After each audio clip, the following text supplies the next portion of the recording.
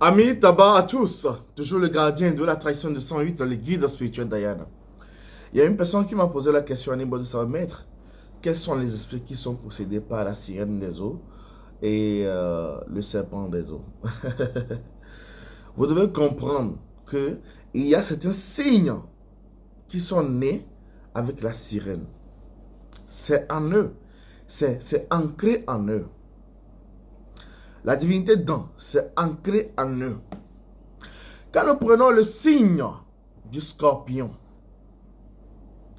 le signe du scorpion doit faire très attention parce que ce signe, c'est un signe très dangereux.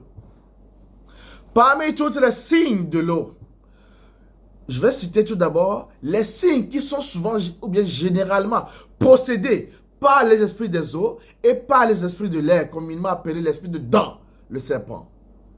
Vous allez voir le signe scorpion, le signe cancer, le signe poisson.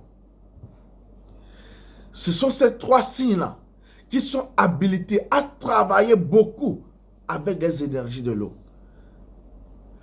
Peu importe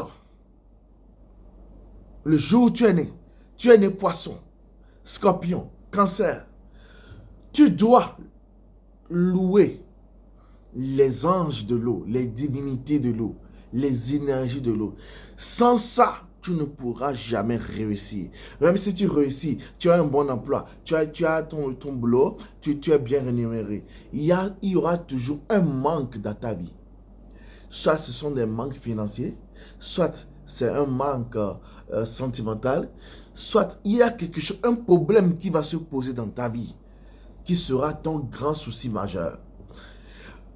Et les scorpions,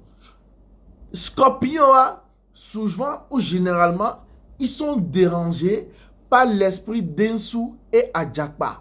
Adjakpa qu'on appelle communément le crocodile sacré. Et l'eau, généralement, les Densu, ce sont les signes du scorpion et Adjakpa, ce sont les signes du scorpion. Nous allons voir le cancer. Le cancer, c'est le crabe. C'est le torosu en personne. Cancer